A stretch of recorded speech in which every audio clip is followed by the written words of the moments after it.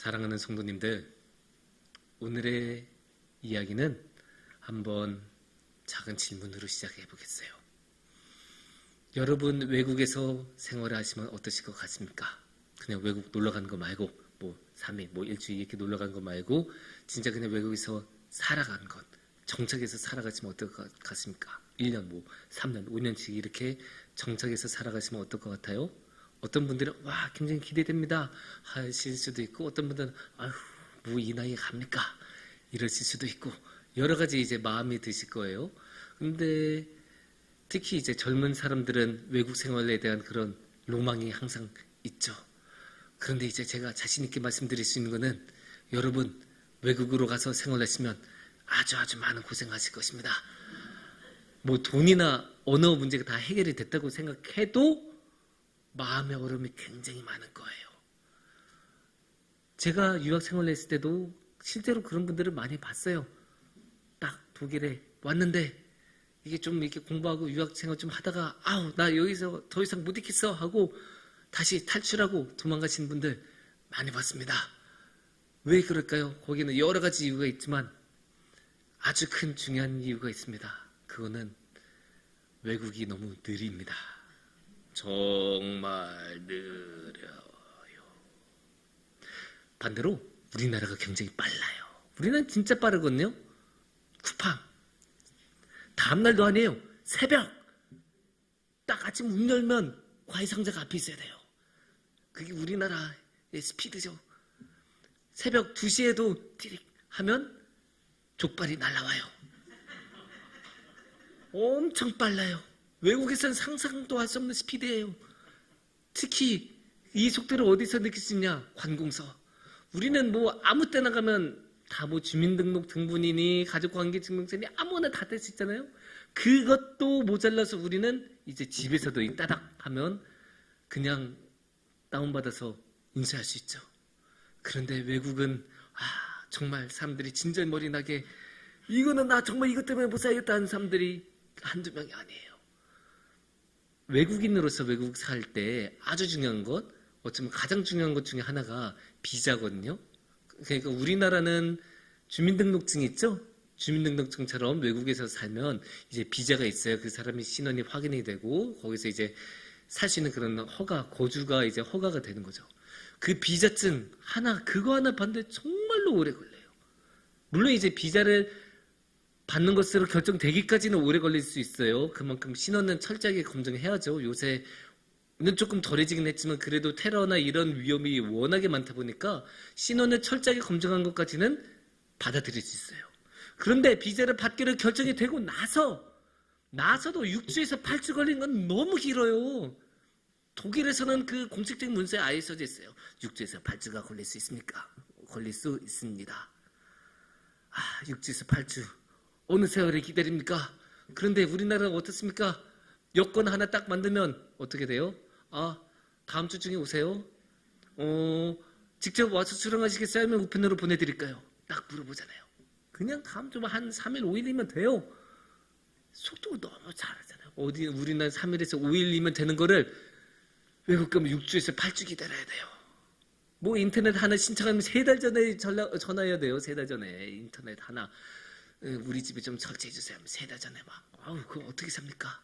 그래서 서울 이런 대도시의 속도에 익숙해져 있는 한국 사람은 외국 가면 여기는 왜 이러냐 이런 말이 나올 수밖에 없어요.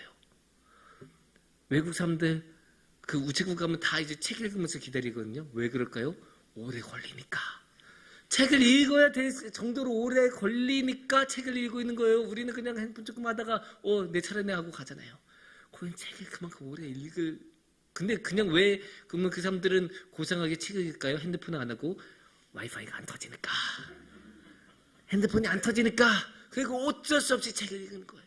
그만큼 느려요. 그러니까 이런 상황에서 외국 생활 자신이 있으십니까? 자신이 있으십니까? 예, 도리도리가 나올 수밖에 없습니다. 그런 거예요. 이게 빠른 게 좋다, 느린 게 나쁘다 이런 것 이전에 우리는 이런 빠른 생활에 너무 익숙해져 있어요. 그러니까 이제 조금만 느려지면 참지 못하죠.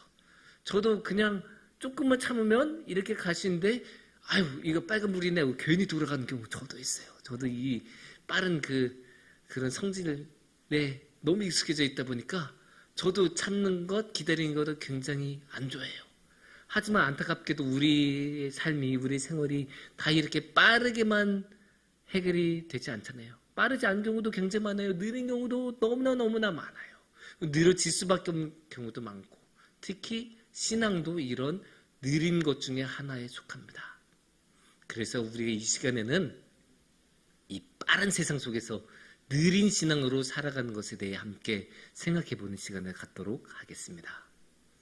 오늘의 말씀은 시편 54편 말씀입니다. 이 54편이 어떤 이야기냐? 제가 전에도 말씀드렸죠. 표제어를 읽으면 시편은 어느 정도 감을 잡는다. 최소한 그 장은 어떤 이야기인지 알 수 있다라고 말씀드렸는데, 표제어에 이렇게 나와요. 다윗의 맞스길, 인도자를 따라 현악에 맞춘 노래, 10사람이 사울에게 이르러 말하기를 다윗이 우리가 있는 곳에 숨지 아니하였나이까 하던 때에. 뭔가 굉장히 안 좋은 분위기죠. 사울이 나타난 것만 해도 불안해요. 근데 거기에 이 10사람이라는 사람이 숨지 하였나이까 라고 사울에게 말을 한다고 해요. 뭔가 불안해요. 이게 어떤 이야기냐? 사무엘상 23장 19절 이야기예요. 사무엘상 23장에 쭉 나온 이야기 중에 19절에 명확히 나온 게, 그때 10사람들이 기브아에 이르러 사울에게 나와 이르되 다윗이 우리와 함께 광야 남쪽 하길라 산 숲을 요새에 숨지 아니하였나이까.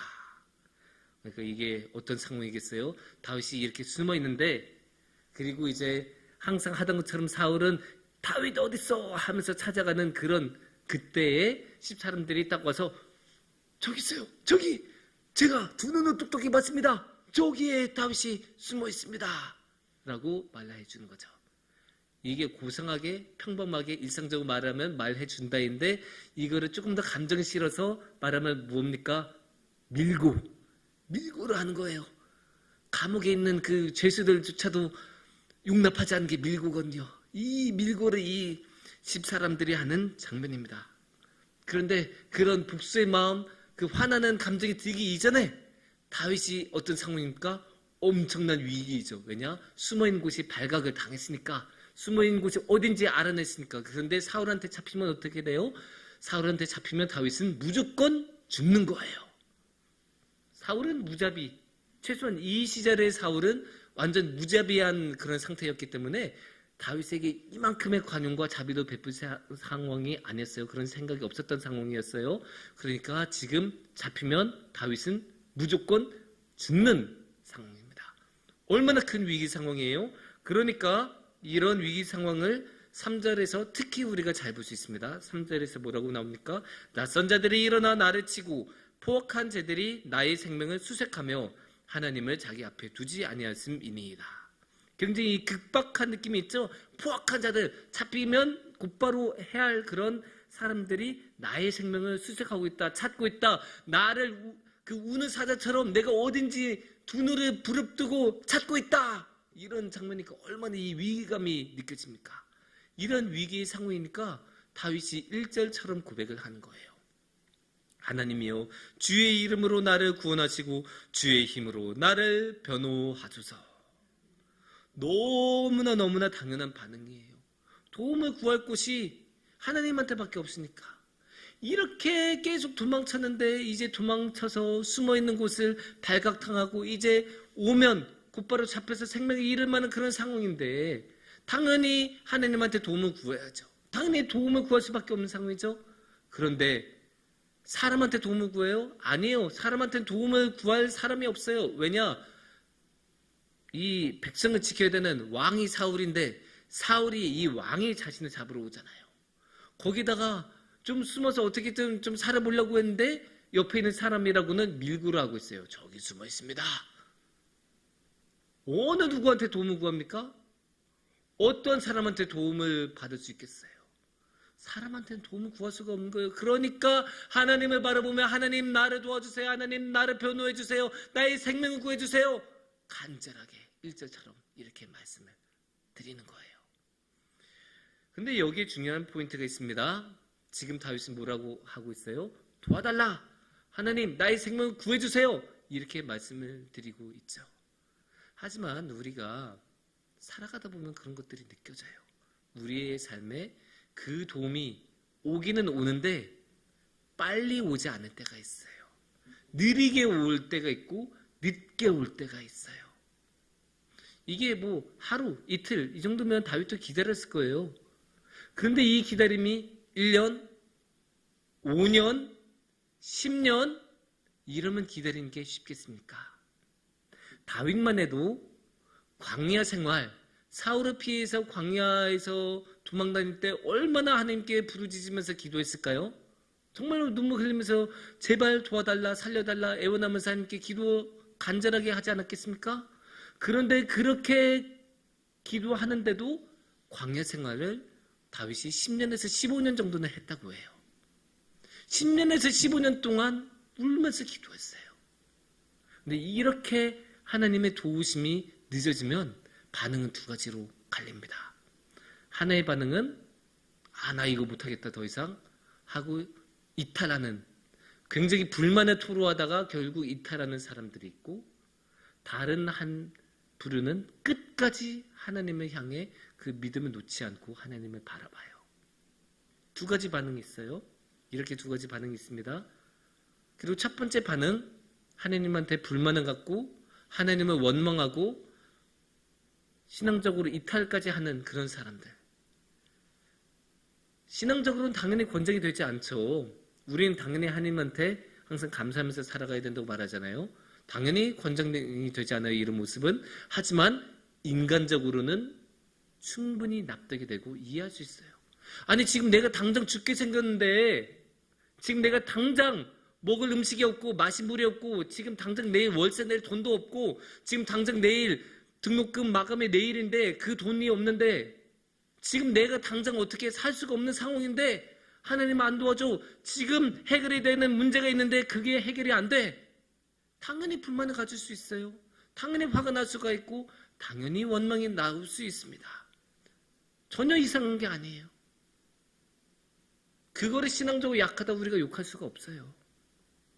더군다나 우리는 아까 어떤 세상에서 살아간다고 했어요? 굉장히 빠른 세상에서 살아간다고 했잖아요. 모든 것이 빨리 이루어지는 세상. 얼마나 빨리 이 세상이 진행이 되는지 몰라요.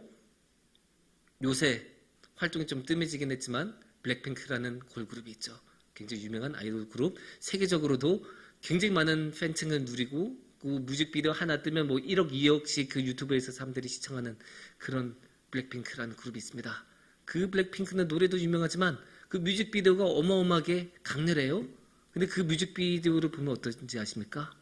한 화면이 3초 이상 지속되지 않아요. 계속 화면이 빡빡. 화면 전에는 엄청 빨라요. 이 사람 나왔다가 저 사람 나왔다가 이 배경 나왔다가 이제 밖에 나갔다가 바다 앞으로 갔다가 엄청 다다다다다다. 눈 깜빡 한 번 하면 이미 화면이 바뀌어 있어요. 그만큼 빠른 리듬, 빠른 호흡이 오늘날의 사회예요. 진짜 이렇게 눈 깜빡하면 달라지는 세상이에요. 또 우리는 그런 세상에 굉장히 익숙해요. 그래서 기다리는 거 굉장히 싫어하죠. 기다리는 거 굉장히 싫어하니까 15초를 기다리기 싫어해서 유튜브의 프리미엄을 구독하게 됩니다. 그것도 돈을 주고. 돈 안 줘도 그냥 공짜로 다 볼 수 있는 영상을 돈 주고 봐요. 그 15초를 기다리기 싫어하니까. 그만큼 우리는 빠른 것에 익숙해져 있고 빠른 것을 원하고 기다리는 것을 싫어해요. 그러니까 이렇게 위기 상황에 왔을 때 모든 것이 빠르게 해결이 되는 것을 당연히 원하게 되죠. 너무나 당연하고 자연스러운 일입니다. 하지만 신앙의 간구는 그렇게 빠르게 해결이 되지 않을 때가 있죠.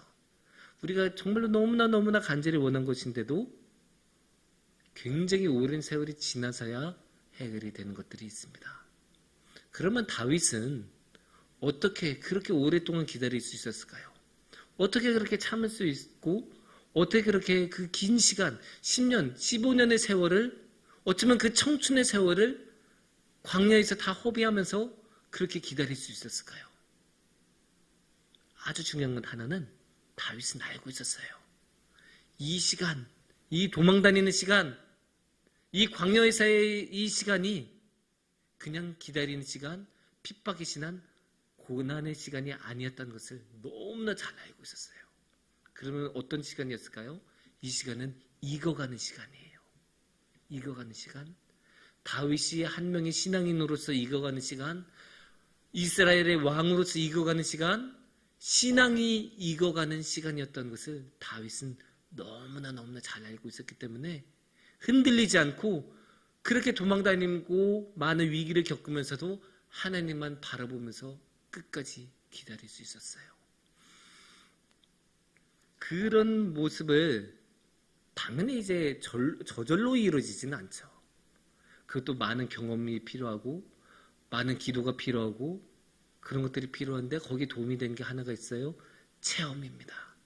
한번 겪어보면 작은 것에서부터 성공을 겪으면 그게 다른 성공으로 이어지는 것처럼 작은 그런 신앙의 체험이 다른 신앙의 체험으로 이어지고 그 신앙의 체험이 계속 신앙적으로 하나님을 기다릴 수 있게 만들어줘요. 7절 말씀을 보면 이렇게 나옵니다. 참으로 주께서는 모든 환난에서 나를 건지시고 내 원수가 보응받는 것을 내 눈이 똑똑히 보게 하셨나이다. 하나님 그때 보게 하셨잖아요. 내가 그렇게 힘들었는데도 이기게 하셨잖아요. 다른 사람들 다 안 된다고 할 때도 하나님께서는 나를 이끌어 주시니까 됐어요. 골리앗 앞에 제가 섰을 때 하나님께서 이끌어 주시니까 제가 골리앗을 쓰러뜨릴 수 있었어요. 그 블레셋 사람들 그렇게 많이 있어도 하나님이 나를 보내시니까 그 사람들을 모두 쓰러뜨릴 수 있었어요. 이런 신앙의 체험들이 축적이 되고 쌓이다 보니까 위기의 상황에서도 나의 간구가 지금 곧바로 이루어지지 않더라도 참고 기다릴 수 있었어요. 이런 체험이 결국 쌓인다는 것은 무엇이 될까요? 이런 체험이 쌓인다는 것은 결국 신뢰로 이어집니다. 하나님을 향한 신뢰, 지금 비록 힘들더라도 하나님께서 이끌어 주시고 해결해 주실 것이라는 신뢰. 그걸 우리가 4절 말씀에서 볼 수 있습니다.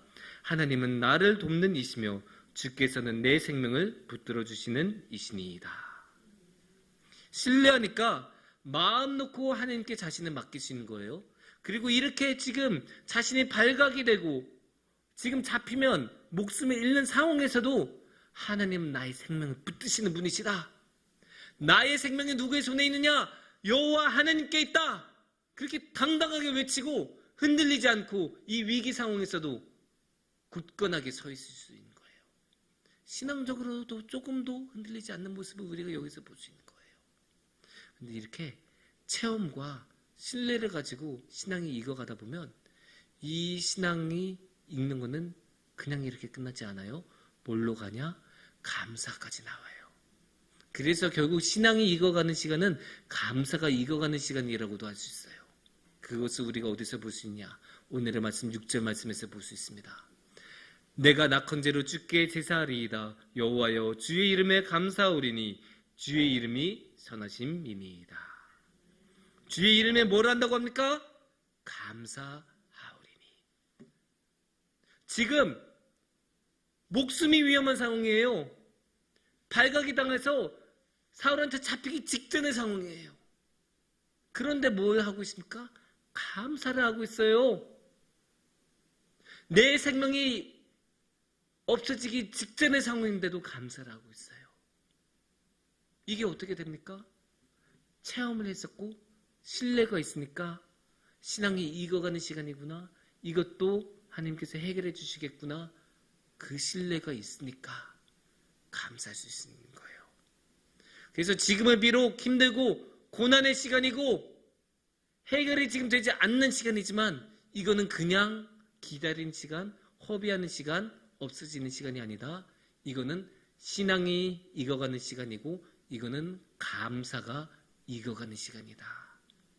이렇게 감사하면서 다윗은 고백합니다. 사랑하는 성도님들, 우리는 참 어려운 시대에 살아가고 있습니다. 우리의 삶에는 너무나 많은 어려움이 있어요. 그 많은 어려움들이 항상 빨리 해결이 되지는 않습니다.